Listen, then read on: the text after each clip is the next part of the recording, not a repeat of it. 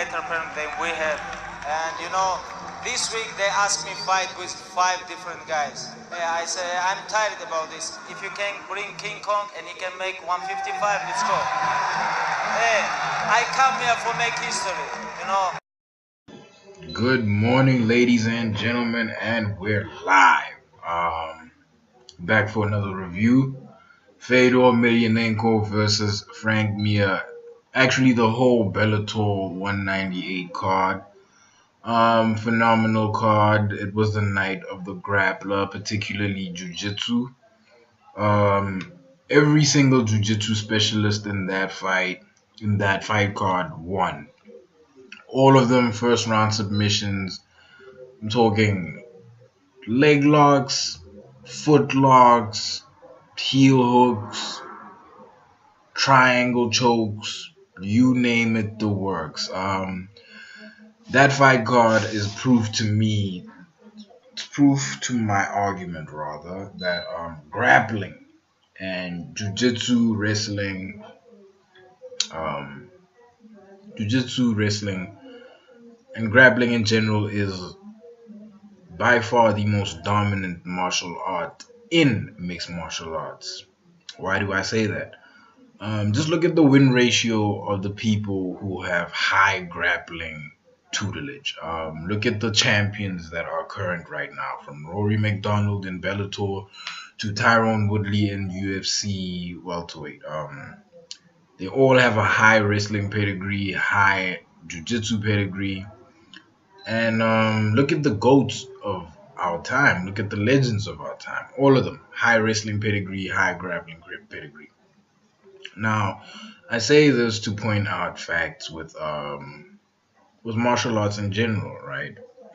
Um, this to me should be, I don't want to call it sort of like a grindstone for grappling. This event, it proved not only that grappling is by far the most dominant martial art, but when compared to other martial arts, it makes other martial arts look redundant. Especially when you see the new wave of talent in MMA right now. Your who's that middleweight? Israel Adesanya. All of the people who aren't specialists in grappling, right? It made me wonder about them. How are they going to survive this climate? How are they going to walk into hell and walk out as champion? How? You're gonna kick your way to a victory? You're gonna punch your way through submissions? Nah, highly doubt it. Very, very impressive win. But on to the main event of the night, Fedor Emelianenko versus Frank Mir. Um, Frank looked phenomenal. Frank has never looked better. 260 even. He looked like he was 15% body fat, just jacked. He looked like he's been lifting weights. He looked really good, man. And despite the fact that the fight was really short, he performed really well, I think.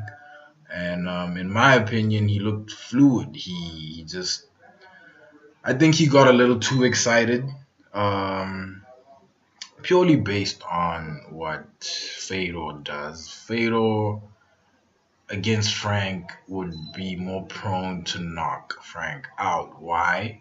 Fedor doesn't have the grappling pedigree that Frank has. Frank is a much better wrestler than Fedor. Frank is the only person in the UFC to have broken 2 different fighters' limbs. Keep that in mind. Next time you see Frank Mir. I think this was a big win for Fedor. I think this is the first win he's ever had in the US, which, by the way, puts a huge question mark on all of the fights he had from Pride, and the alleged PED use. But that that fight didn't go the way I expected, mainly because I didn't think Frank would stand with Fedor. I really thought Frank would take Fedor to the ground.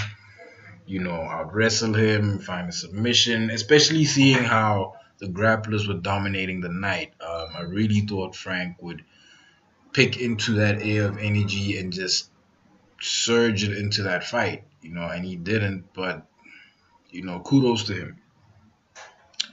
As for Fedor, his next challenge is going to be a Frank Mir with an insane striking ability, insane wrestling ability, much lighter in Chael Sonnen. And I hope he is prepared for Chael Sonnen, because Chael Sonnen is a master manipulator. His trash talk gets to your head, and then his actual talents back it up most of the time. But let me know what you guys think. Like, comment, subscribe, and I'm out. Paid rules for a Japanese guard. Who did you say? Paid rules. Paid rules. Pride rules. Pride. You're, Pride rules. you're killing me over there, Braveheart.